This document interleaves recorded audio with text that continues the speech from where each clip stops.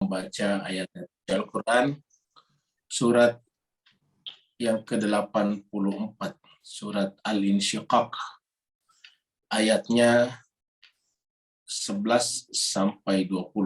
Jadi Bapak Ibu yang ingin membuka kitab suci Al-Qur'annya bisa buka mushafnya surat 84 ayatnya 11 sampai 20. Baiklah Bapak Ibu sekalian, kita mempersilakan kepada Ustazna Ustaz Safi Soleh untuk membacakan kepada kita ayat-ayat suci Al-Quran. Kita simak dan setelah itu kemudian kita ikuti dengan tertib dan khusyuk. Kepada Ustazna Ustaz Safi Soleh, falyatafaddal. Syukran. Alhamdulillah. Assalamualaikum warahmatullahi wabarakatuh. Waalaikumsalam warahmatullahi wabarakatuh. أعوذ بالله من الشيطان الرجيم. بسم الله الرحمن الرحيم. أعوذ بالله من الشيطان الرجيم. بسم الله الرحمن الرحيم. فسوف يدعو ثبورا ويصلى سعيرا. فسوف يدعو ثبورا ويصلى سعيرا. إنه كان في أهله مسرورا. إنه كان في أهله مسرورا. إنه ظن أن لن يحور. إنه ظن أن لن يحور.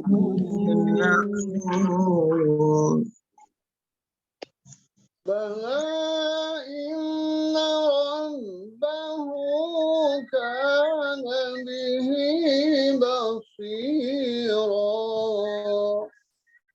بلى إن ربه كان به بصيرا.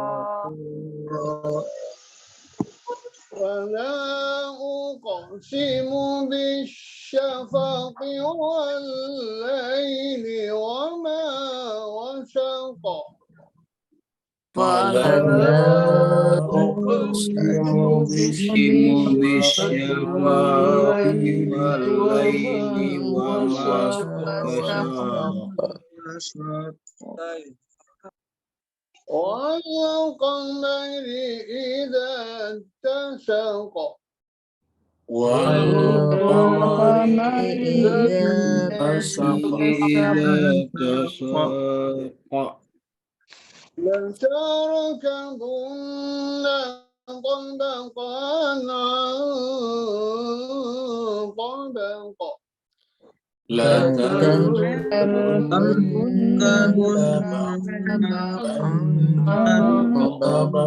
طبقا. فما لهم لا يؤمنون.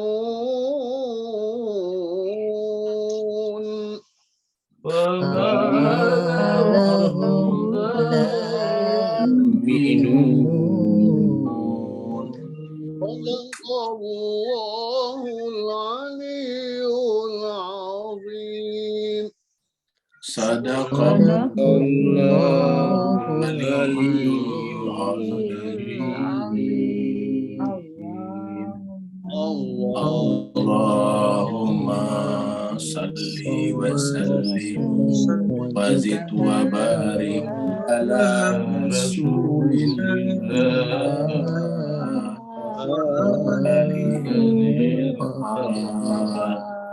ala rasulillah alihi al-athhar. Allahumma salli ala Muhammad wa ali Muhammad. Allahumma salli ala Muhammad wa ali Muhammad. Allahumma salli ala Muhammad wa ali Muhammad wa ajil farajah sahih. Kita haturkan terima kasih yang sebesar-besarnya kepada Ustaz Safi Soleh. Semoga dengan kesertaannya selalu memandu kita membaca kita, Allah SWT menyayangi beliau sebagaimana Allah menyayangi para walinya. Amin, amin. Begitu juga Bapak Ibu sekalian, semoga dengan ikut membaca ayat-ayat suci Al-Quran, Allah SWT juga mencintai Bapak Ibu sekalian, karena manusia tidak bisa hidup tanpa cinta dari Allah Subhanahu wa taala. Kita semuanya berasal darinya dan kita pasti akan kembali kepadanya. Kita teruskan surat Al-Insyiqaq, surat yang ke-84. Al-Insyiqaq artinya terbelah. Surat ini turun di Mekah, maka disebut dengan surat Makkiyah. Jumlah ayatnya 25 ayat dan tadi kita sudah membaca sampai ayat 20. Berarti insya Allah esok pagi kita tinggal membaca 5 ayat saja. Terakhir kita sudah membaca sampai ayat yang ke-10, 9, 10. Yaitu dua jenis manusia, ada yang menerima kitabnya dari tangan kanannya dan ada juga yang menerima kitabnya dari arah belakang. Kalau di sini tidak disebut dengan tangan kiri tapi arah belakang. Wa amma a'udzubillahi minasyaitonirrajim bismillahirrahmanirrahim wa amma man utiya kitabahu. Dan adapun orang-orang yang utiya diberikan kitabahu kitabnya wara'a zahrihi. Dari belakang wara'a zahrihi, dari belakang punggungnya, dari arah belakang. Jadi ada orang yang diberikan kitabnya. Kalau yang sebelumnya kan diberikan kitabnya biyaminihi, dengan tangan kanannya. Kalau di sini adalah diberikan kitabnya dari arah belakangnya. Nah, kenapa ini dari arah belakangnya? Kita janjikan tadi subuh kita akan coba bahas dulu kenapa dari arah belakang. Karena waktu di dunia itu dipunggungin. Kan di belakang itu dipunggungin. Jadi kalau kita yang namanya, kalau Al-Quran itu kan nama lainnya adalah imam. Al-Quran itu imam. Jadi Al-Quran itu imam, baik Al-Quran yang mushaf ataupun Al-Quran yang berbicara. Kan Al-Quran ada yang berbicara, natiq, dan ada yang diam, samit. Al-Quran yang diam ini yang kita baca, mushaf, dan itu juga harus di depan kita. Artinya kita mengikuti apa kata Al-Quran, bukan Al-Quran mengikuti apa kata kita, tapi kita harusnya mengikuti apa kata Al-Quran. Itu baru menjadikan Al-Quran sebagai imam. Yang kedua, pasangan Al-Quran, yang natik juga adalah berfungsi sebagai imam. Ditetapkan oleh Allah dan Rasul sebagai imam. Yang juga harus kita ikuti. Nah sebaliknya, orang-orang yang menempatkan kitabnya dulu di dunia di belakang punggungnya, artinya apa? Dianya yang imam. Yang namanya kita makmum kan di belakang punggungnya imam. Jadi imam menghadap ke arah kiblat, arah Baitullah, kita di belakangnya. Sehingga kita bisa melihat imam berdiri, ruku, sujudnya. Begitu imam berdiri, ruku, kita ruku, sujud, kita sujud, begitulah. Nah, jadi sementara orang-orang seperti ini adalah mencampakkan kitab suci ke belakang. Ini kita bisa temukan di dalam surat Al-Baqarah. Kita bisa lihat di sini. Surat Al-Baqarah ayatnya 101. Allah berfirman, walamma ja'ahum, maka tatkala datang kepada mereka, lamma ja'ahum, tatkala datang kepada mereka, rasulun, seorang rasul, min indillah, dari sisi Allah. Yang rasul itu adalah musaddiqun, membenarkan lima ma'hum. Kata membenarkan bisa juga bermakna meneruskan, karena kan membenarkan itu meneruskan. Jadi tatkala datang rasul dari sisi Allah, yang rasul ini adalah membenarkan atau meneruskan ajaran mereka, yaitu Rasulullah Muhammad Sallallahu Alaihi Wasallam, meneruskan apa yang sudah disampaikan oleh Nabi Isa, apa yang sudah disampaikan oleh Nabi Daud, Nabi Musa. Jadi isi kitab suci Al-Quran mereka kenal sama dengan isi kitab suci mereka, berbicara tentang Nabi Adam, berbicara tentang banjir bah pada zaman Nabi Nuh dan seterusnya. Musaddiqul lima ma'hum, membenarkan kitab suci yang sudah ada pada mereka yang mereka pegang. Ingat yang namanya saudara-saudara kita Kristiani menggunakan secara kompilasi kitab Perjanjian Lama dan Baru. Perjanjian Lama itu adalah Taurat dan Zabur, Perjanjian Baru adalah Injil. Jadi mereka kenal semuanya. Nabadha fariqun, tetapi sebagian mereka nabadha melemparkan. Jadi sebagian mereka fariqun minal ladzina utul kitab, sebagian dari orang-orang yang telah diberikan kitab suci. Nabadha, jadi ini kata kerjanya. Nabadha melemparkan. Jadi kita mulai daripada failnya, pelakunya yaitu sebagian daripada orang-orang yang telah diberikan kitab suci itu melemparkan apa? Kitab Allah ini wara'a zuhuri. Ini sama tulisannya, wara'a zuhuri. Mereka meninggalkan, melemparkan kitab Allah ke belakang mereka. Jadi artinya apa? Kitab Allah itu disimpan di belakang mereka. Jadi bukan hanya Al-Quran, tetapi kitab suci sebelumnya juga mereka perlakukan seperti itu. Jadi nabaza fariqun. Jadi kita bisa hilangkan pelakunya dulu supaya jelas. Nabaza, sebagian mereka itu kitab Allah. Mereka melemparkan, mencampakkan kitab Allah wara'a zuhurihim, di belakang punggung mereka nih. Punggung mereka. Jadi sama kata-kata yang tadi di sini. Ya. Wara'a zahrihi. Kalau di sini kan bentuk tunggal ya. Jadi karena bentuk tunggal maka dia menjadi zuhur, bukan zuhur. Ya, kalau di sini ini kan kitabahu, hu-nya ini adalah orang insan. Jadi orang yang seperti ini, orang durhaka adalah diberikan kitabnya, nya-nya ini adalah tunggal.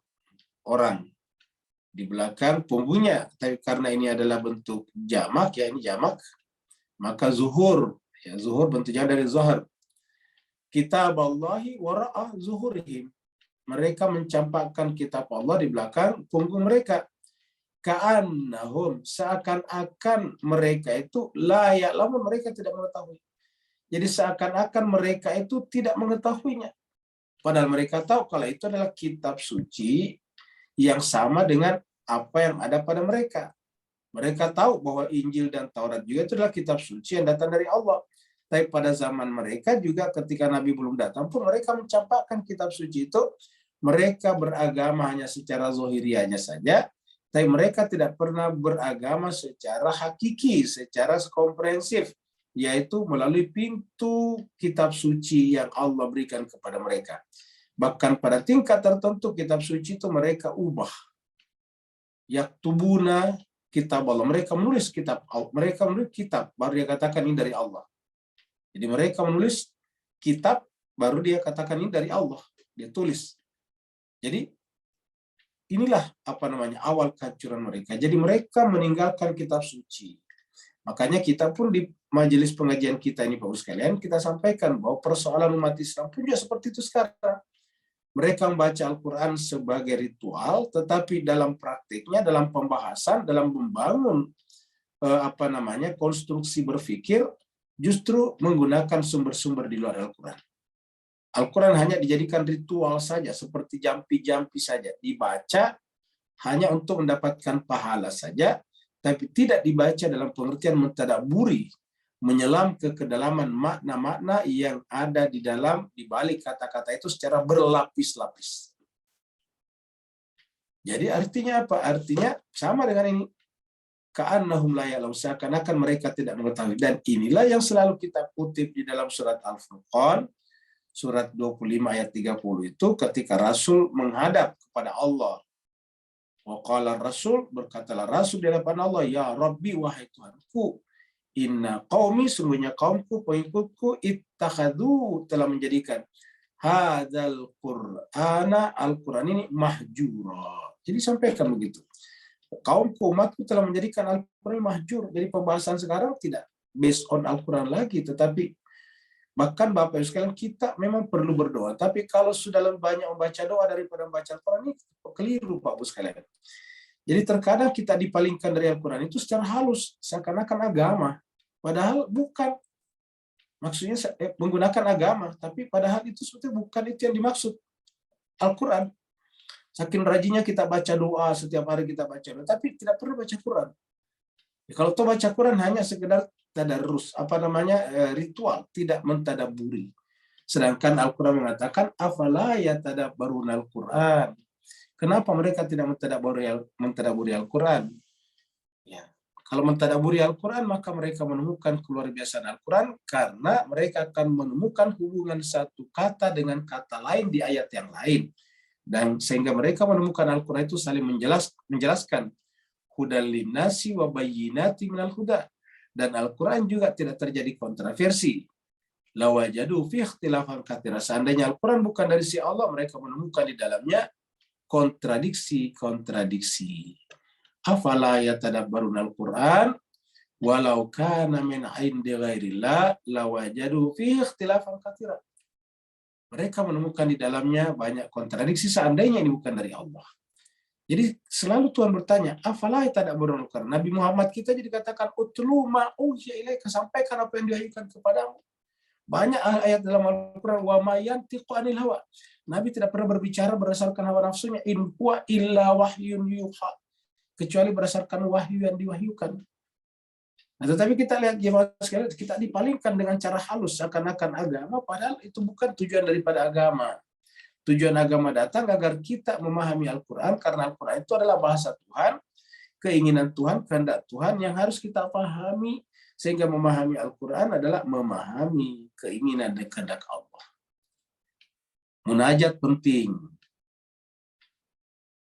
berdoa penting, berzikir penting. Tetapi kalau kita mengisi hidup kita hanya munajat dan berdoa sementara Al-Quran ditinggalkan, kita masuk dalam kategori ini tadi. Yaitu nabada kitab Allah. Nabada fariqum minal ladzina utul kitab. Ingat, kita ini termasuk fariqum minal ladzina utul kitab. Karena kita ini diberi kitab suci juga. Sebagian dari orang yang diberikan kitab suci itu melemparkan kitab Allah di mana? Wara'a zuhurihim, di belakang punggung mereka. Mereka sudah merasa asyik dengan membaca doa dan doa, munajat.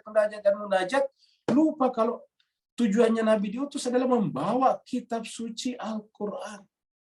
Ka'annahum la ya'lamun, seakan-akan mereka tidak tahu bahwa yang harus kita imani itu adalah kitab sucinya.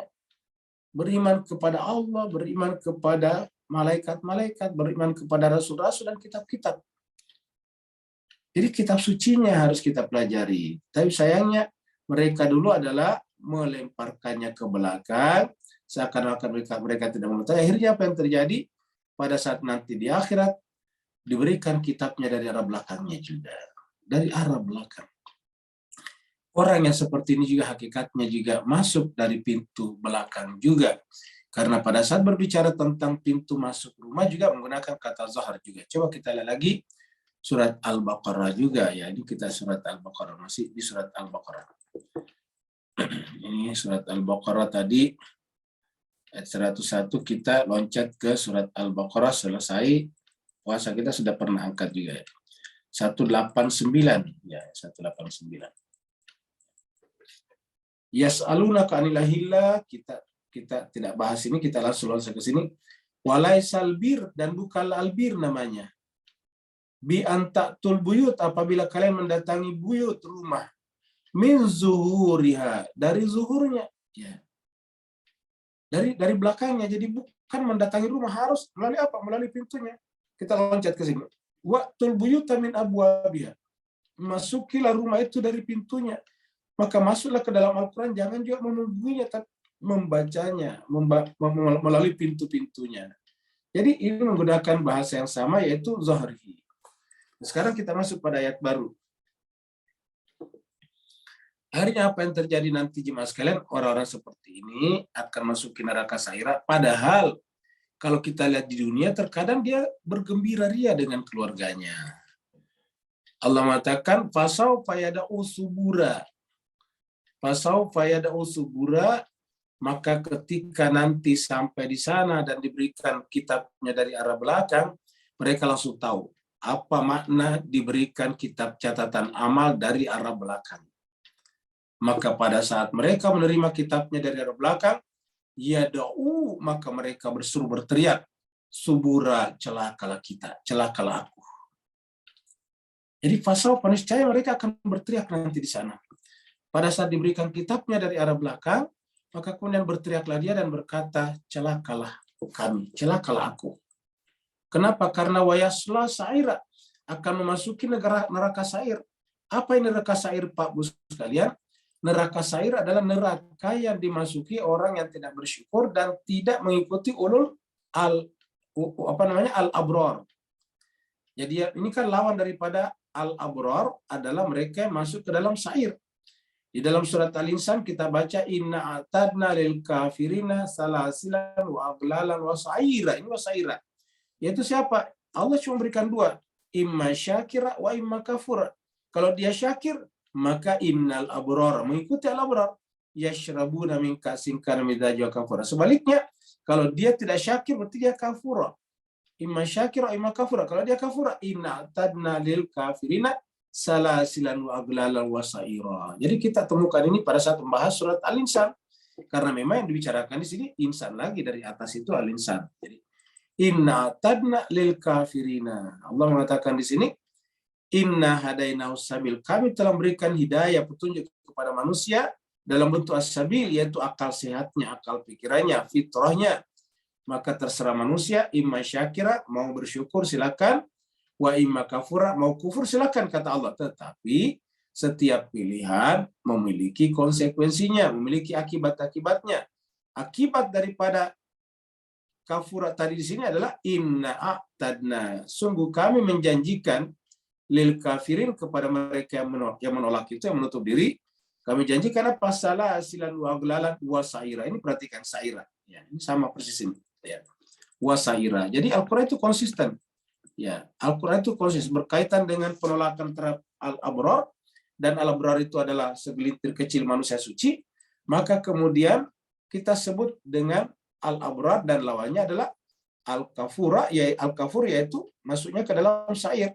Sedangkan kalau al-abror yashrabuna ka'san min, yashrabuna, mereka minum dari apa namanya ka'san min, dari apa namanya dari gelas-gelas yang penuh nih. Yashrabuna, innal abrara yashrabuna min ka'sin kana mizajuha kafura. Jadi innal abrara yashrabuna min ka'sin kana mizajuha kafura, aina yashrabu biha ibadullahi yufajjiruna tafjira. Jadi Al-Quran itu konsisten ya. Jadi apa yang terjadi kemudian? Mereka yang menerima kitab amalnya dari belakang, karena mereka juga di dunia membelakangi kitab suci, maka mereka berteriak sabura, celakalah aku, dan setelah itu yasla, mereka dia akan memasuki neraka sa'ira yang menyala-nyala. Padahal di dunia dulu kalau kita lihat secara zahir, orang-orang yang berbahagia dengan keluarganya, bergembira dengan anak dan istrinya. Coba kita lihat jemaah sekalian berbahagia. Ya, bayangkanlah dengan video ini. Seperti inilah mereka dulu di dunia, jemaah sekalian. Innahu kana fi ahli, dulu di dunia, sungguhnya dia itu di dunia dulu, karena sungguhnya dulu di dunia itu karena fi ahli, terhadap keluarganya. Terhadap keluarganya masrur, bergembira. Nah, tetapi terjadi sebaliknya. Justru yang masruran nanti di akhirat dengan keluarganya adalah yang diberikan kitabnya biyaminihi, dari kanannya.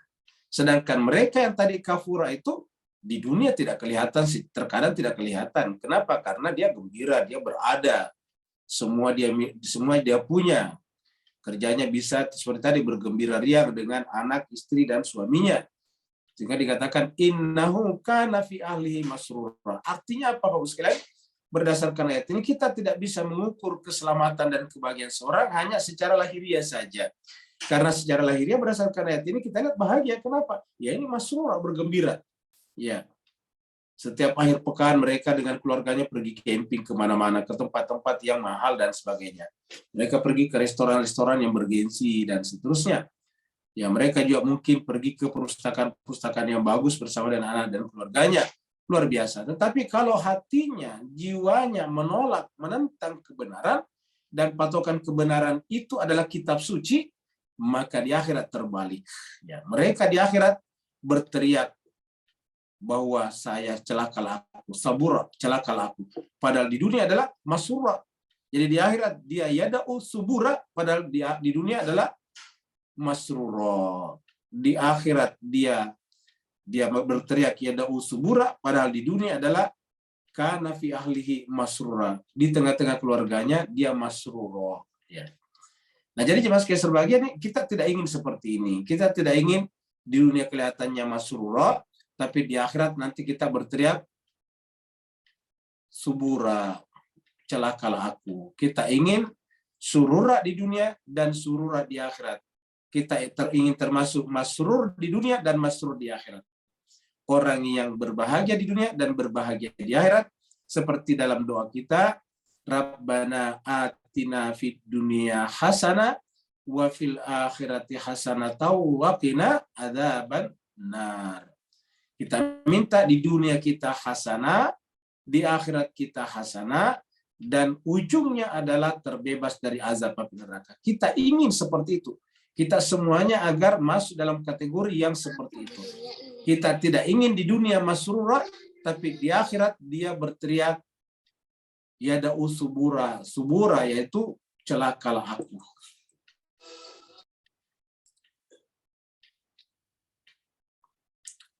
Mereka di dunia adalah bersenang-senang dan mereka ingkar kepada apa yang Allah turunkan kepada mereka. Innahu zanna. Sungguhnya dia itu kenapa begitu di akhirat? Karena waktu di dunia dia menyangka, dia berpikir. Jadi di dunia dia berpikir. Ini kita artikan dia berpikir. Di dunia dia berpikir, dia menyangka bahwasanya bahwa lan yahura, tidak mungkin mereka kembali lagi dalam keadaan hidup lagi kembali, maksudnya tidak mungkin kembali kepada Allah, tidak mungkin hidup lagi kembali, dan tidak mungkin ada yang namanya Tuhan, seperti itu. Jadi dia menyangka bahwa di akhirat itu tidak ada kehidupan lagi. Dia menyangka bahwa mereka tidak akan kembali lagi kepada seperti dari yang maha ada kembali kepada yang maha ada lagi. Dia berpikir terjadi di dunia ini juga secara kebetulan, mati juga secara kebetulan, semuanya hanya terjadi secara kebetulan. Walaupun mereka mengakui bahwa yang namanya berpikir itu selalu adalah by design, didesain dengan planning yang baik, tidak ada yang kebetulan. Manusia di dunia selalu menghindari hal-hal yang kebetulan. Ya, pengeluaran kebetulan biasa dihindari. Jadi innahu zanna alla yahura. Mereka berpikir, mereka menyangka bahwa mereka sekali-sekali tidak akan kembali lagi hidup seperti semula, apalagi berjumpa dengan Allah Subhanahu wa taala. Allan yahura. Ya, mereka tidak menyangka bahwa akan kembali lagi kehidupannya seperti sedia kala di dunia, tetapi tentu dalam bentuk yang lain. Jadi makanya Pak Bu sekalian ya, yang paling penting itu adalah sebetulnya benar-benar yakin kalau kita akan mati dan setelah mati ada kehidupan. Kalau toh kita tidak mengakuinya, ya tidak, di mata Tuhan tidak ada masalah. Tetapi ingat, Tuhan selalu melihat kita seperti teropong ini. Ini kan ada teropong, ada binokular ya. Ini ada teropong. Tuhan itu selalu memantau kita seperti ini. Ya, seperti pesawat dipantau setiap saat. Bapak sekalian, namanya pesawat itu tidak pernah lepas daripada kontrolnya bandara atau ke airport. Di airport itu ada namanya ATC, Air Traffic Control, yang mengontrol pesawat, siapa yang boleh turun mendarat dan siapa yang boleh naik take off. Jadi ada yang mengatur itu. Jadi antri pesawat itu turun berdasarkan aturan daripada ATC ya. Siapa yang boleh naik berurutan, nah itu diantri oleh ATC juga. Jadi bahkan pesawat-pesawat di angkasa kelihatannya jauh di sana berhubungan dengan ATC terdekat dan minta diberikan izin untuk naik atau turun. Kalau ada sesuatu dia minta naik, ada sesuatu di atas dia minta turun, dan seterusnya. Jadi jemaah sekalian, seperti pesawat, kita ini selalu diawasi. Allah mengatakan bala, yang benar ialah inna rabbahu, sungguhnya Rabbnya, Tuhannya Allah Subhanahu wa taala, kana bihi, adalah bihi terhadap orang itu, terhadap kita ini, hi-nya kita manusia, basira, selalu lihat seperti tadi. Selalu dalam keadaan teropongnya Allah Subhanahu wa taala. Kita selalu berada dalam kontrolnya Allah Subhanahu wa taala. Kita selalu diteropong, kita selalu dikontrol. Kita selalu diawasi Allah SWT dan semuanya tercatat.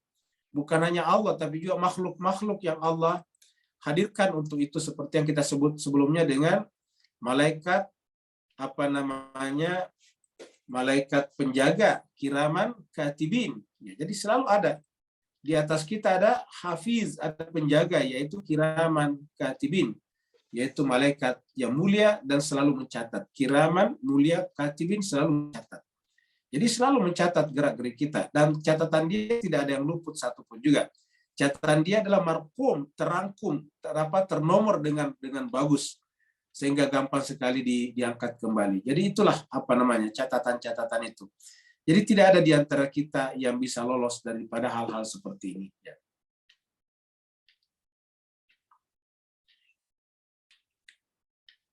Kemudian Allah SWT menjelaskan kepada kita tentang senja hari. Kenapa Allah menjelaskan senja hari? Dan kenapa Allah menciptakan ya perputaran siang dan malam itu?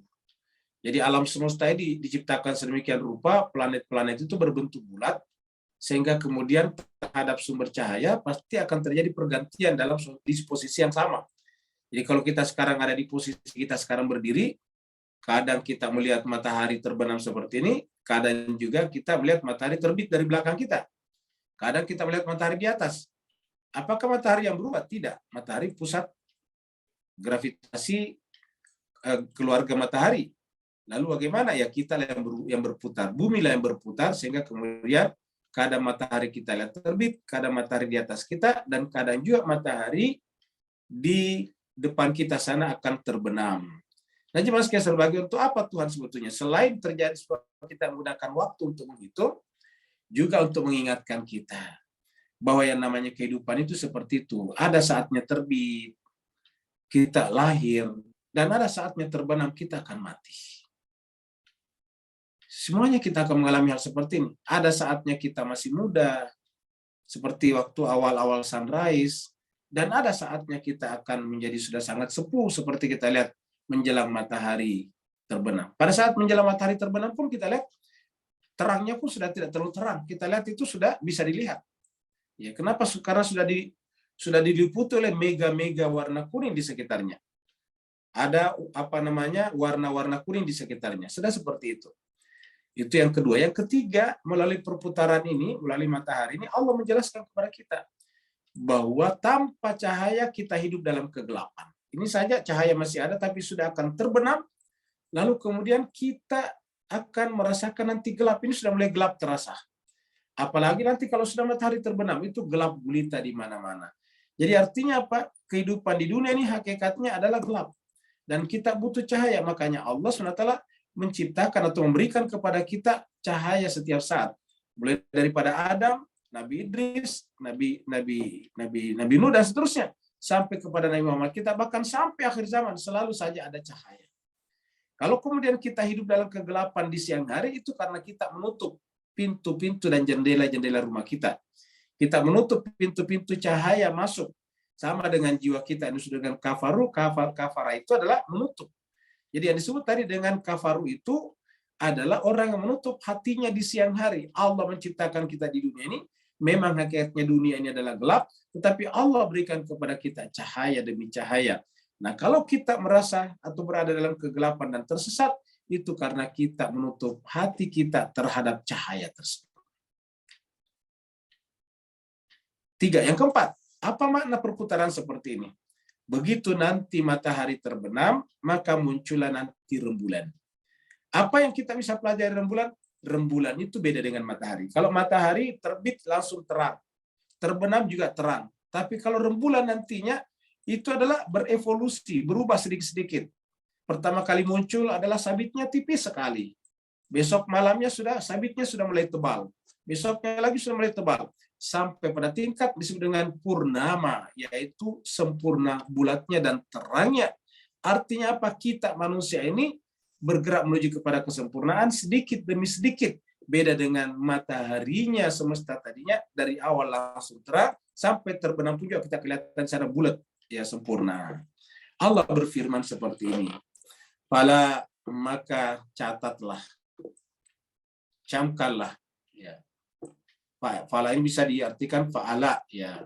Maka catatlah. Seperti dalam surat Al-Baqarah, ala innahum humul mufsiduna. Ketahuilah, catatlah bahwa mereka itu adalah orang yang buat kerusakan.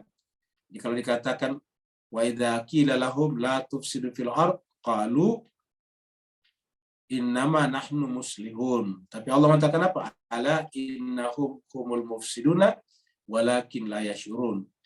Jadi apabila dikatakan kepada mereka janganlah engkau membuat kerusakan di muka bumi, mereka mengatakan tidak, kami ini orang membuat kebaikan, maslahat. Tapi apa kata Allah? Ala camkan, catatlah. Innahum humul mufsidun. Sungguhnya mereka itu adalah orang yang buat kerusakan, walakin la yashurun, cuma mereka belum menyadarinya. Nah, di sini juga fala uqsim, jadi la-nya bukanlah tidak, tapi maka catatlah, camkanlah, uqsimu, aku bersumpah kata Allah, bisyafaqih, dengan cahaya merah di waktu senja tadi. Sama dengan video kita tadi.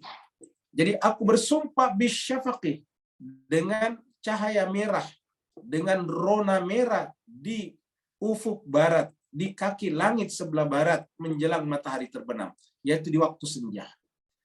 Fala uqsim bisyafaqih. Jadi bisyafaqih adalah cahaya merah di ufuk barat sesaat sebelum matahari terbenam, dan juga setelah matahari terbenam masih ada di sana warna atau rona merah. Nah, setelah kemudian hilang rona merah, walaili, masuklah malam. Jadi kapan masuknya malam? Apabila rona senja ini sudah tidak ada, cahaya merah sudah tidak ada, baru walaili, baru masuk malam. Jadi namanya malam itu setelah rona merah hilang. Dan kita di dalam surat Al-Baqarah diperintahkan berpuasa sampai malam. Atimus syama ilal lail wa ma wasaqa, dan apa-apa menyelubungi. Jadi malam itu ada menyelubunginya nih. Jadi al-lail wa ma wasaqa. Ya, wasaqa itu artinya menyelubungi, menutupi. Sama dengan yaghsha, wal lail iza yaghsha, ghasyiya. Ingat ada surat juga, surat Al-Ghasyiyah. Jadi walali wa ma wasaqa. Nah, tetapi yang menarik Bapak Ibu sekalian, pada saat Allah menyuruh kita salat menggunakan kata ghasaqa. Ya, jadi pada saat kita disuruh salat ghasaqa, ya. Coba kita lihat dalam surat Al-Baqarah di sini, ya. Surat Al-Baqarah di sini, ya. Surat Al-Baqarah kita di sini, mungkin di sini, ya. Jadi kita kalau berpuasa itu adalah bukan Al-Baqarah, surat Al-Isra, ya. Al-Isra. Jadi kita lihat surat Al-Isra surat 17 ayat 78, ya.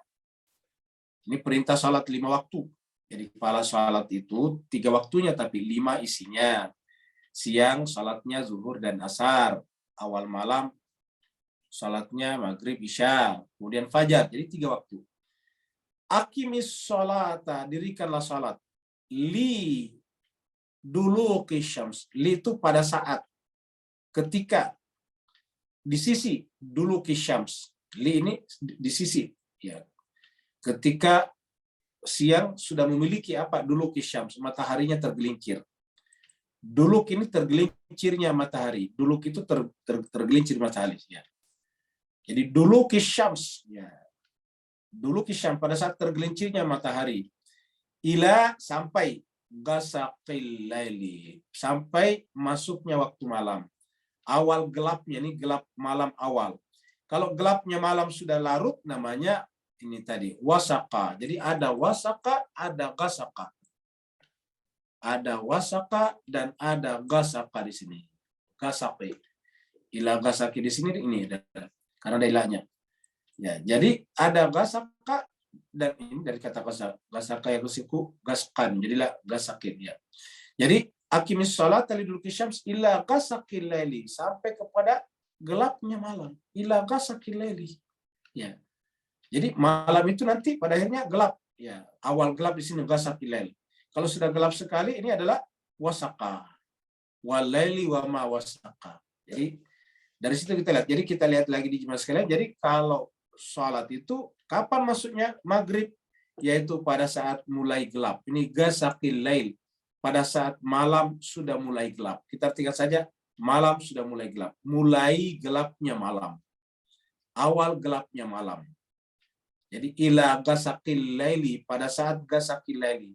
Tapi kalau berpuasa, kita lihat surat Al-Baqarah. Kita lihat dulu surat Al-Baqarah di sini. Kita lihat ayatnya 187 ya. 187 ini. 187 nih ya. Kita potong saja biar waktu kita efektif. Jadi wakulu makanlah, washrabu dan minumlah, hatta sampai ya tabayyana jelas lakum bagi kalian al khaitul abyadu benang al abyad putih min dari atau membedakan antara benang putih dari al khaitil aswadi benang hitam. Jadi kalau sudah tabayyan itu jelas, sudah jelas perbedaan benang hitam dan benang putih. Nah, itu dia. Itu batas apa? Batas makan, batas sahur. Minal fajr di waktu fajar. Jadi di fajar sudah masuk fajar. Ya. Setelah itu kemudian atimmu sempurnakan asyama puasa ilal laili. Tidak dikatakan summa atimmu syama ila gasakil laili. Tidak ada gasaknya di sini. Summa atimmu syama ilal laili. Ya, jadi artinya sampai masuk malam. Kalau tadi sholat tadinya adalah mana tadi sholat? Kalau sholat tadinya adalah ini, ya ila gasakil laili, ada gasaknya. Sedangkan kalau puasa tidak ada gasaknya. Lihat Mas kalian. Ilal laili, kalau sholat ila gasakil laili, awal gelap malam. Jadi yang mana duluan masuk ini sebetulnya antara buka puasa dengan sholat? Kalau kita lihat ini sholat dulu. Kenapa? Karena ini gasakil laili. Kalau di sini tadi berpuasa adalah ilal laili, atimmus syama ilal laili. Tapi cuma sekali sebagai apapun, intinya adalah kita mengikuti keyakinan kita. Tapi Al-Quran mengatakan bahwa ya Rabb, Nabi mengatakan di depan Allah, ya Rabbi inna qaumi ittakhadhu hadzal Qur'an mahjura. Ya Allah, kaumku telah menjadikan al-hujur ini mahjura, sudah tidak diperhatikan. Jadi aktivitas-aktivitasnya tidak lagi berdasarkan Al-Quran, tidak based on Al-Quran, tapi berdasarkan penafsiran-penafsiran pihak-pihak lain dan juga hadis-hadis. Padahal Al-Qur'annya sudah sedemikian jelas. Jadi kita kembali lagi ke sini. Jadi walaili wa ma wasaqa. Jadi Allah bersumpah di sini, bersumpah dengan rona merah di waktu senja. Kemudian malam, pada saat malam sudah mulai gelap gulita, wasaqa. Baru kemudian kita lihat ya rembulan sempurna seperti ini adalah tanggal 14-15 biasanya seperti ini. Kenapa? Karena 14-15 karena bulan itu kan sebetulnya cuma 2. 29-30. Jadi kalau diratakan itu di-average-kan, diproratakan itu kurang lebih 20 pertengahannya 14,5 kira-kira gitu lah, 14,5. Kenapa? Karena ya kesempurnaan bulan Qamar itu kan 29 atau 30. Antara itulah kalau pertengahannya. Jadi kurang lebih 14,5 enggak mungkin 15,5. Jadi 15 maksimal. Jadi kita sebut bulan purnamanya itu tanggal 14 dan 15. Ya, seperti inilah. Kita lihat bulan begitu sempurna. Begitu bulat. Yang tadinya kelihatan apa? Kelihatannya berbentuk sabit-sabit. Kenapa? Karena terlindungi, teralingi dari bumi. Ya. Wal qamari idza tasaqa, dan juga Allah bersumpah demi bulan. Kapan? Apabila ittasaqa, sempurna terangnya. Yaitu apa sempurna terangnya? Yaitu sudah purnama. Idza tasaqa telah purnama. Jadi demi rembulan apabila telah purnama. Jadi kita sudah lihat tadinya jemaah sekalian, sumpahnya Allah tadi dari atas itu ada berapa ya. Kemudian kita lihat sekarang ini adalah wal qamari idza tasaqa, demi rembulan apabila telah sempurna. Jadi kita sebut dengan telah purnama, kalau bahasa kita di Asia Tenggara telah purnama. Jadi bulan purnama sempurna. Nah, setelah itu tiba-tiba masuk di sini latarkabunna tabaqan antabaqin. Latarkabunna tabaqan antabaqin, sungguhnya kamu pasti akan menempuh, mengarungi kehidupan ini setingkat demi setingkat. Ini tabakan antabakin, setingkat demi setingkat. Artinya apa? Berdasarkan tadi ayat-ayat di atas, bahwa kita itu hakikatnya hidup dalam kegelapan. Maka kemudian Allah menjadikan tadi matahari.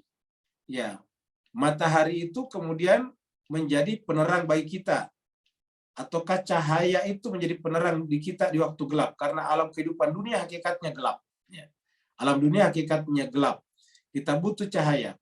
Nah, tetapi kita sendiri jemaat sekalian berbahagia, karena kita sudah tergelapi jiwanya, maka kita seperti ibaratnya berada di waktu malam, maka kita harus membuat jiwa kita seperti rembulan. Rembulan itu seperti apa tadinya? Purnama tidak langsung, tapi sedikit demi sedikit. Sabit demi sabit bertambah tebal, tambah tebal, tambah tebal, pada akhirnya kemudian purnama. Nah, jadi intinya latar kabun tabakan antabakin di sini adalah menuju kepada jiwa sebetulnya. Jiwa kita itu harusnya setingkat demi setingkat semakin sempurna, semakin purnama, semakin bulat, ya, semakin bercahaya terang. Secara bahasa latar kabunna ini dari kata rakiba yarkabu, ya, rakiba yarkabu ini asal katanya. Ingat sekalian? Ini lamnya yang pertama tambahan, nunnya yang terakhir juga tambahan. Lam ini namanya lam taukid, nun tasydid juga adalah taukid. Jadi ini adalah penekanan yang luar biasa. Ya, sungguh kamu benar-benar, begitulah kira-kira. Karena lamnya adalah penekanan taukid, nunnya juga taukid ini. Jadi asal katanya adalah rakiba yarkabu. Rakiba yarkabu lahirlah kata tarkabu. Kalau Anda, saya berbicara kepada salah seorang dari Bapak Ibu, saya katakan tarkabu. Kalau laki-laki di depan saya tarkabu. Dari kata rakiba yarkabu. Kalau saya menumpang arkabu. Apa itu rakiba yarkabu? Secara bahasa artinya menumpang, menaiki. Jadi kalau kita menaiki kapal ataupun bus misalnya, mobil umum, maka kita menyebut dengan kita ini adalah rakibun, penumpang. Bentuk jamaknya rukab. Jadi rakib itu adalah penumpang. Ya, rukab bentuk jamak daripada rakib. Nah, jadi kata-kata latar kabuna pasti kamu akan menumpang kehidupan ini. Jadi artinya apa? Kita di dunia ini penumpang sebetulnya. Menggunakan kata rakibah, inilah indahnya kalau tahu bahasa Arab. Artinya kita di dunia hanya menumpang, tetapi walaupun kita menumpang, harusnya kita menyempurnakan jiwa kita. Kenapa? Karena tempat kita menumpang ini milik Allah. Bumi ini ataukah kehidupan ini adalah bahteranya Allah Subhanahu wa taala. Dan karena ini bahteranya Allah Subhanahu wa taala, maka kita harus selamat. Maka Allah Subhanahu wa taala memberikan kepada kita panduan cahaya agar kita selamat. Namanya safinatun najah. Safina ini yang harus kita naiki. Nah, untuk masuk ke sana, jemaah sekalian, kita harus mulai daripada diri kita. Tidak bisa kita merasa bahwa karena kita sudah mengakui ada safinatun najah, maka kemudian kita selamat. Belum tentu jemaah sekalian berbahagia. Apa sebabnya kita harus menyempurnakan jiwa kita di dalam perahu kehidupan ini? Karena menggunakan kata-kata latar kabun natabakan antabaqin. Kamu pasti akan menumpangi kehidupan ini, harusnya naik seperti rembulan purnama setingkat demi setingkat. Jadi setingkat demi setingkat. Pada saat kita menyadari diri kita zalim, maka kemudian kita coba untuk membersihkan jiwa kita sedikit demi sedikit. Kita menyingkapkan hijab-hijab. Ingat pembahasan surat sebelumnya, mahjub. Kita ini adalah mahjub. Kita yang terhijab. Karena kita terhijab, tugas kita adalah melalui puasa dan ibadah-ibadah lain, kita merobek hijab demi hijab itu, sehingga lama-kelamaan terang seperti rembulan, lama-kelamaan menjadi terang dan purnama. Jadi siapa yang tidak memprogram hidupnya seperti mana purnama, berarti yang bersangkutan tidak pernah bisa belajar dari alam semesta. Tidak pernah bisa belajar daripada rembulan. Makanya jemaah sekalian berbahagia, kita menyaksikan dalam kehidupan kita ini ada dua. Ada matahari. Matahari itu tidak pernah kita melihat dia separuh, kecuali kalau lagi apa tuh biasanya tuh lagi gerhana. Tapi setiap saat matahari terbit langsung sempurna, terbenam sempurna juga. Tapi yang namanya rembulan, lihatlah nanti ke atas, itu berevolusi, berubah sedikit demi sedikit. Mulai daripada yang sedikit sabitnya sampai kemudian tebal nyalanya, putihnya, lalu kemudian menjadi putih sempurna yang disebut dengan purnama, yang disebut dengan di sini dengan ittasaqah wal qamari idza tasaqah. Nah, untuk hal seperti inilah kita harus mencontoh dalam kehidupan kita agar kita pun juga seperti penumpang latar kabun natabakan antabaqin. Nah, apakah yang menjadi patokan kita supaya bisa menjadi purnama jiwanya? Supaya jiwa kita bisa menjadi sempurna. Apa patokannya? Apa parameternya? Apa referensinya? Apa referensinya? Apa rujukannya? Nah, ternyata Bapak sekalian Al-Quran seperti kita lihat di sini. Lagi-lagi Al-Quran. Makanya tadi orang yang diberikan kitabnya dari arah belakang karena kitabnya dulu di dunia disimpan di belakang, yaitu artinya apa? Tidak dipedulikan. Yang diikuti adalah opini-opini manusia, yang diikuti adalah pendapat para filosof, para ilmuwan. Kita boleh membaca pendapat para filosof, para ilmuwan. Untuk apa? Untuk berkomunikasi dengan manusia. Tetapi kebenaran hakiki adalah yang bersifat rasional murni dan seperti yang ada di dalam kitab suci Al-Quran dan di dalam fitrah kita. Maka apabila kitab suci ini kita simpan di belakang kita, maka kemudian di akhirat kita akan juga diberikan kitab sucinya dari kitab catatannya dari arah belakang, dan nanti di sana berteriaklah kita, ya da'u subura, celakalah aku ya Allah. Fama lahum la yu'minu, apa yang terjadi kemudian? Mereka tidak mengimani kitab suci itu. Mereka tidak mengimani Al-Quran dan pasangan Al-Quran. Maka Allah bertanya, kenapa mereka tidak beriman? Fama lahum. Kenapa mereka itu? Fama lahum. Kenapa mereka tidak beriman? Kenapa mereka tidak beriman? Beriman kepada siapa? Beriman kepada Al-Quran kalau sekarang. Kalau tadi kitab. Beriman kepada Nabi pada zamannya. Beriman pada zaman Nabi juga sekarang. Tapi ingat jemaah sekalian, Nabi dan Al-Quran adalah dua hal yang tidak bisa dipisahkan, karena kita selalu mengatakan Al-Quran tadinya itu tidak tertulis, tetapi hanya ada di dalam jiwanya Nabi. Jadi ketika dikatakan famalahum la yu'minun, ya tidak mengimani Allah karena tidak mengimani nabinya. Tidak mengimani nabinya berarti juga tidak mengimani kitab sucinya. Tidak mengimani kitab sucinya, hakikatnya kembali lagi tidak mengimani Tuhannya, Robnya. Nah, kalau ini sudah terjadi jemaah sekalian berbahagia, kita akan terus-menerus berada dalam kegelapan. Di dunia kita bisa bersenang-senang, tapi di akhirat nanti kita akan masuk dalam wilayah yang disebut dengan kecelakaan. Ya, da'u subura, kita masuk dalam kategori subur, yaitu berteriak, celakalah aku. Nah, Bapak Ibu jemaah sekalian berbahagia, mudah-mudahan dengan kajian demi kajian, tadabur dengan tadabur, yang kita ini membahasnya sepintas saja. Bagaimana kalau kita lebih dalam dan lebih dalam lagi, Bapak Ibu sekalian, membandingkan satu ayat dengan ayat lain. Cuma untuk itu membutuhkan waktu yang cukup panjang. Tapi dengan ini saja, Pak sekalian, alhamdulillah kita bisa mendapatkan penerangan hati yang lumayan bagus, dari lumayan terang daripada Al-Quran. Begitu luar biasanya Al-Quran dan begitu indahnya Al-Quran karena berbicara tentang hakikat kehidupan. Di dalam edukasi, dalam pendidikan, semua sepakat bahwa yang namanya jiwa manusia kalau di-educate, dididik, maka harus meningkat setingkat demi setingkat. Kita sekolah saja mulai daripada TK, taman kanak-kanak, kemudian masuk sekolah dasar, elementary school, baru masuk SMP, junior high school, baru masuk SMA, senior high school, baru kita masuk lagi perguruan tinggi, university, begitulah seterusnya. Di university juga bertingkat-tingkat, ya, ada S1, S2, S3, macam-macamnya, semua bertingkat-tingkat. Alangkah naifnya kita, kalau sekolah kita bertingkat-tingkat, tapi jiwa kita tidak bertingkat-tingkat.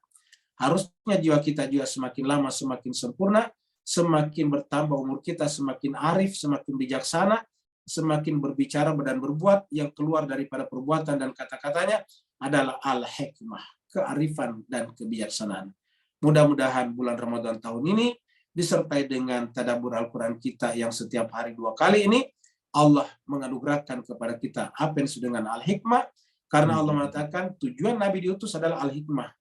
Huwallazi ba'atsa fil ummina rasulan minhum yatlu alaihim ayatihi wa yuzakkihim wa yu'allimuhumul kitaba wal hikmah. Dan siapa yang diberikan hikmah, wa may yu'til hikmah faqad utiya khairan wa may yu'tal hikmata faqad utiya khairan katsiran. Siapa yang kepadanya diberikan hikmah, maka sungguh mendapatkan kebajikan yang luar biasa banyaknya. Terima kasih banyak atas perhatian Bapak Ibu sekalian.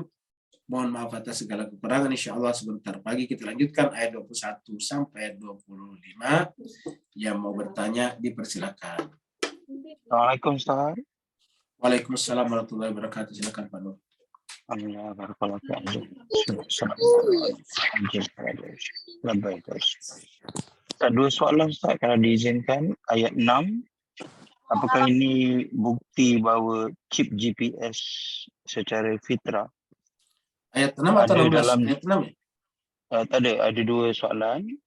Ayat 6, apakah ini bukti chip GPS semula jadi tercipta dalam fitrah kita secara kekal abadi? Sehingga kita sebenarnya ada potensi untuk bukan berjalan, bukan merangkak, tapi laju seperti burak menujunya. Kedua, Fatimah Zahra di alam sini adalah Al-Kausar sumber melahirkan para a'imah tadi. Maka apakah Fatimah Zahra dalam ayat-ayat awal surah ni adalah hakiki yang ditajalikan oleh Ahmad untuk mentajalikan cita-cita lain sesuai dengan kata mu'annas yang berulang kali dengan indah lahir daripada ayat-ayat tersebut. Afwan semua, barakallahu fiik. Baik Bapak Ibu yang sekalian, yang pertama adalah kita bahas dulu ayat 6 ini. Yang kita bahas tadi pagi, yaitu ini kita lihat di sini. Yang besar. Yaitu ya ayyuhan nasu, wahai insan. Wahai ayyuhal insan, bukan ya ayyuhan nas ya. Maaf. Ya ayyuhal insan, bukan ya ayyuhan nas. Jadi al-insan, dan ini kita sudah bahas dalam surat al-insan. Kita sudah bandingkan juga tadi. Di dalam surat al-insan itu manusia cuma dua macam, imma syakira wa imma kafura. Manusia itu masuk dalam dua kategori saja, imma syakira wa imma kafura. Kalau dia syakira, maka dia ikut pada al-abrar. Innal abrara yashrabuna, maka dia akan minum dari mata air yang bening sekali dan tidak pernah berhenti, yaitu mata air kenabian dan ketuhanan. Sedangkan bagi mereka yang kafura, ya ikut kepada orang-orang yang sesamanya juga tertutup hatinya, dan nanti di akhirat disiapkan belenggu-belenggu, rantai-rantai dan api yang menyala. Inna tadna lil kafirina salasila wa aghlal wa saira. Jadi itulah hakikat manusia. Nah, kita ambil syukur. Nah, kalau kita bersyukur, maka apa yang kita lakukan? Ya, kita bekerja keras untuk sampai kepada Tuhan. Karena memang dorongan itu, driving force itu ada pada diri kita. Jadi sebetulnya ini driving force-nya ada pada diri kita. Daya dorongnya ada pada diri kita. Selalu kita ingin mengetahui, selalu kita ingin yang tertinggi, kita selalu ingin yang terbaik. Selalu kita ingin mengetahui lebih banyak. Ya. Jadi sebetulnya driving force-nya sudah ada pada diri kita. Tinggal kita gunakan driving force itu atau tidak. Nah, kalau kita gunakan driving force itu untuk puncak eksistensi, yaitu Allah, Rabbika, maka pasti mulaqih, kata ayat ini. Pasti berjumpa dengannya. Ya ayyuhal insan, wahai insan, innaka kadihun ila rabbika kadaha famulaqihi. Wahai manusia, sungguhnya kamu itu kadihun, telah diberikan potensi untuk bekerja keras, diberikan istilahnya tadi kita itu driving force, daya dorong, ya, yang begitu kuat. Untuk apa? Untuk menuju kepada Allah. Jadi kata namanya saya driving force, mendrive kita kepada apa? Ila rabbika. Jadi force itu mendrive kita untuk sampai kepada Allah. Dan kalau kita perturutkan itu, kita penuhi keinginan force kita itu, maka dia akan mendrive kita untuk sampai kepada Allah. Dan ujungnya apa? Mulaki, dengan catatan bersungguh-sungguh. Jadi innaka kadihun ila rabbika kadaha. Jadi bekerja keras dengan sekeras-kerasnya, bekerja bersungguh-sungguh dengan sesungguh-sungguhnya, maka yakinlah famulaqih, pasti kita akan menemuinya. Allah menjanjikan seperti itu. Jadi Allah menjanjikan kita pasti akan menjumpai Allah apabila kita bekerja keras ke situ. Karena memang Allah menciptakan kita untuk kembali kepadanya. Justru menyimpan dari jalannya sebetulnya bukan tujuan Allah menciptakan kita. Justru untuk kembali kepadanya. Nah, ini akan terjadi. Nah, pertanyaannya, adakah orang-orang yang benar-benar sempurna di sini? Jawabannya ada, yaitu para nabi dan rasul. Dan di dalam Al-Quran disebutkan nabi dan keluarganya, yang kita sebut sebelumnya dengan al-ulul albab itu ataukah al-abrar itu. Ya, karena asbabun nuzul surat Al-Insan surat 76 adalah berkenaan dengan keluarga Nabi, yaitu Nabi di sana ada, kemudian Sayyidina Ali, kemudian Sayyidatul Fatimah, kemudian anaknya Hasan dan Husain dan seterusnya. Jadi ada di sana. Nah, dengan demikian mereka-mereka ini adalah mereka-mereka yang sudah menjadi teladan, referensi kita apabila kita ingin masuk dalam kategori kadihun ila rabbika kadahan famulaqih. Iya, maka kita harus masuk di sana. Jelas kayak serbahagia Fatimah itu adalah merupakan pertemuan. Ya, Fatimah adalah merupakan pertemuan. Karena kita sudah sampaikan bahwa di sana ada dua sebetulnya yang sangat hebat. Yang pertama adalah Nabi Muhammad kita, baginda Rasulullah. Yang kedua adalah Sayyidina Ali bin Abi Thalib. Ingat, Sayyidina Ali itu tidak pernah menyembah berhala. Karena tidak pernah menyembah berhala, walaupun kaumnya menyembah berhala, maka disebutlah dengan karramallahu wajhahu. Jadi karramallahu wajhahu itu Allah memuliakan wajahnya karena tidak pernah menyembah berhala. Dan dialah satu-satunya orang dan sahabat Nabi yang lahir di Ka'bah. Dialah juga satu-satunya orang yang tidak pernah berpisah dengan Nabi Muhammad kita SAW. Karena waktu Ali lahir, Nabi ada di rumahnya, Muhammad ada di rumahnya, yaitu dibesarkan oleh pamannya yang juga ayah daripada Sayyidina Ali, yaitu Abu Thalib. Ya. Abu Thalib ini adalah adik daripada Abdullah, ayah daripada Nabi Muhammad kita. Nabi dibesarkan di sana. Jadi ketika Ali melihat dunia, yang pertama dilihat adalah orang tuanya dan Nabi Muhammad kita. Jadi pada saat Ali melihat dunia, pertama dia tentu ibunya, orang tuanya, lalu kemudian Nabi Muhammad kita. Begitu misalnya Nabi Muhammad kita menutup matanya juga, yang terakhir dilihat juga adalah putrinya, yaitu Fatimah Zahra dan Sayyidina Ali bin Abi Thalib. Dan dialah yang selalu menjaga di sana ketika ada sebagian sahabat Nabi, pada saat Nabi wafat, justru melakukan musyawarah di sebuah tempat namanya Saqifah Bani Sa'idah. Jadi Ali selalu berada di sana. Nah, jadi inilah yang disebut dengan contoh daripada surat Al-Insan itu. Ya, jadi dengan demikian mereka inilah. Dan berarti jemaah sekalian berbahagia, mereka adalah referensi, mereka adalah patokan, mereka adalah rujukan kita di dalam hal tadi latar kabunna tabakan antabakin. Jadi dalam hal ayat yang sebelumnya tadi latar kabunna tabakan, ini dia. Ya. Dalam hal ini adalah patokan kita. Latar kabunna tabakan antabakin. Kita pasti akan kita harusnya menempuh atau menaiki kehidupan ini setingkat demi setingkat. Yang menarik tadi adalah bahwa ketika berbicara tentang tabakan antabakin, menggunakan kata latar kabun, yaitu menumpang. Ya. Menumpang. Makanya di sini bagus nih. Kamu akan menaiki sebetulnya. Ya. Kalau di sini kamu jalani. Latar kabun adalah menumpang. Ya. Jadi pada saat Nabi Nuh menyuruh semuanya kaumnya untuk naik di atas perahu, dia katakan irkabu. Naiklah. Ya, kalau kita baca kendaraan bergerak juga adalah ketika kita naik kendaraan juga disebutkan doa-doanya dalam Al-Quran. Ya. Jadi latar kabun natabakan antabakin. Nah, bagi kita ini jemaah sekalian, bagi kita yang yang bukan matahari tadi, ya kita paling tidak bisa menjadi rembulan di malam hari yang sedikit demi sedikit menuju kepada kesempurnaan. Berikutnya lagi Pak Ustaz, kalian silakan.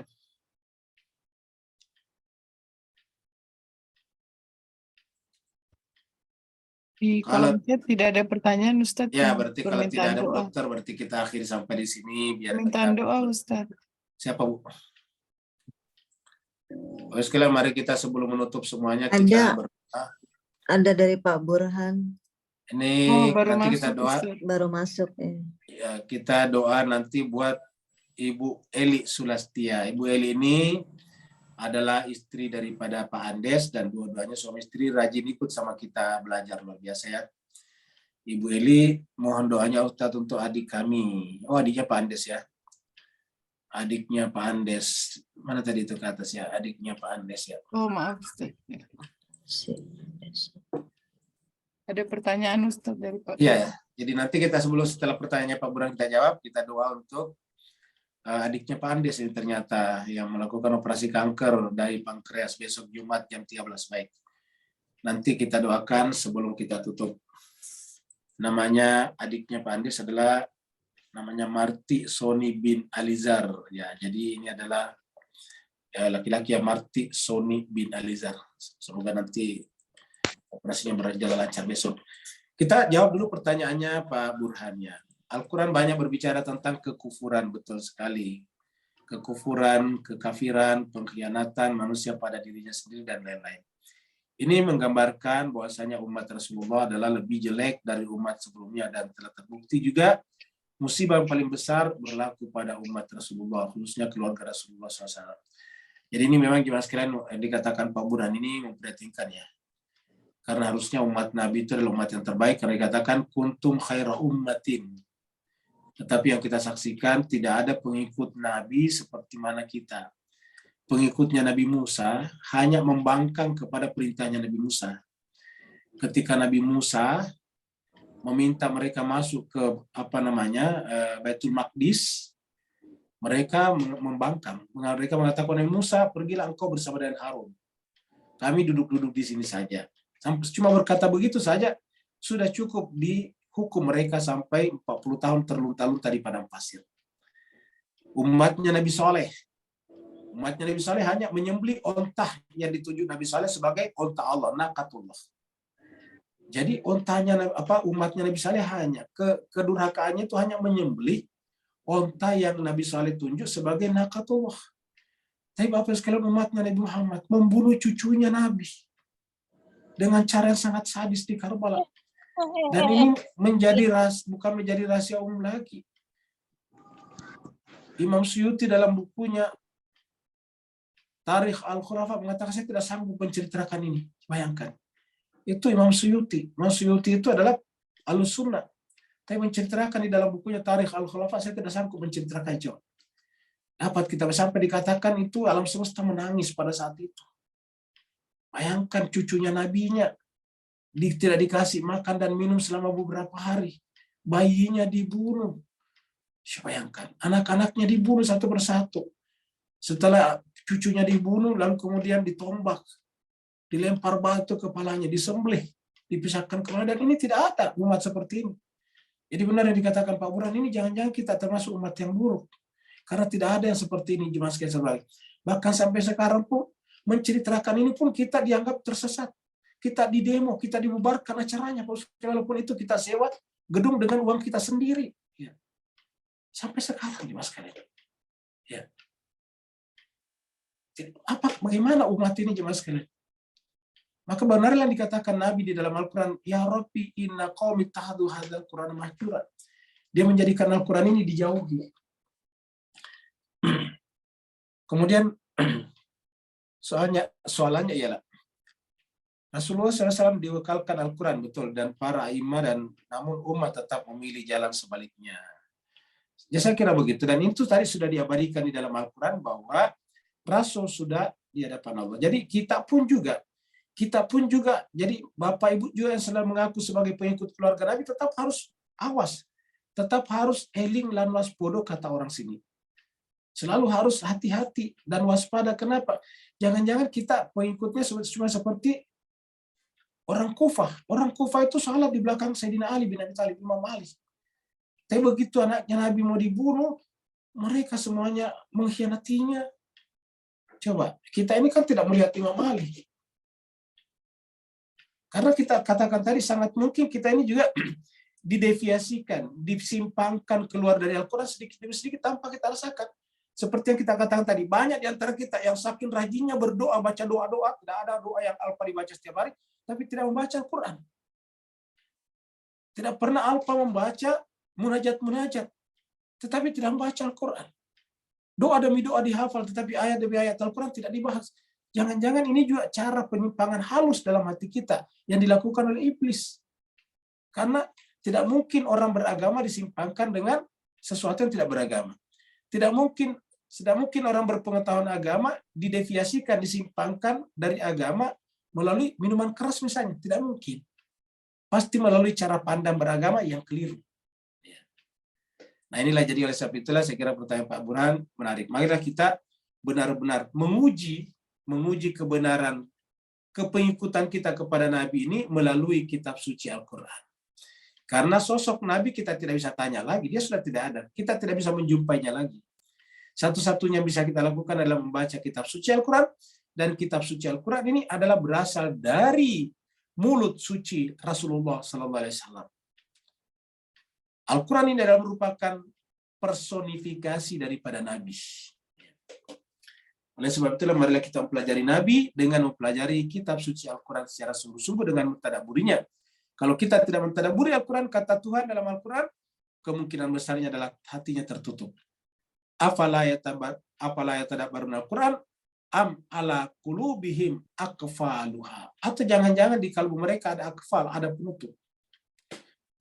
Baiklah sekalian, mari kita mendoakan adik daripada Pak Andes yang besok akan operasi kanker.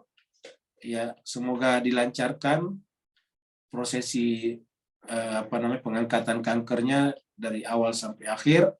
kemudian kankernya nanti benar-benar bersih dan tidak kembali lagi tumbuh seperti semula, kesehatannya kembali pulih normal seperti sedia kala, dan kembali mendekatkan diri kepada Allah secara sempurna, salat secara sempurna. Karena kalau kita sakit tidak bisa salat dengan berdiri misalnya, maka kita doakan semoga beliau, yaitu Bapak Marty Sony bin Alizar, diberikan kesembuhan dengan kesembuhan yang sempurna. Ala hadiniya wa likulli salihah bihaqqi Muhammadin wa ali Muhammad wa bihaqqi Fatihah wa bisirril Fatihah wa bi karamatil Fatihah wa bi mujazil Fatihah. Khusus ya Allah untuk kelancaran dan kesembuhan operasi daripada sahabat kami, keluarga kami, adik kami, Bapak Marty Sony bin Alizar. Al-Fatihah. A'udzubillahi minasyaitonirrajim. Bismillahirrahmanirrahim. Alhamdulillahirabbil alamin. Ar-Rahmanir Rahim. Maliki yaumiddin. Iyyaka na'budu wa iyyaka nasta'in. Ihdinas siratal mustaqim. Siratal ladzina an'amta 'alaihim ghairil maghdubi 'alaihim waladdallin. Amin. Allahumma anta syafi la syifaa illa min syifaik. Ya Allah Tuhan kami, Kamulah Tuhan yang Maha Penyembuh. Tidak akan ada kesembuhan kecuali kesembuhan dari sisi-Mu ya Allah. Kamulah Tuhan yang Maha Hidup dan tidak ada kehidupan kecuali kehidupan yang Kamu berikan dari sisi-Mu ya Allah Tuhan kami. Tidak ada penyakit kecuali pasti ada obat dari sisi-Mu ya Allah Tuhan kami.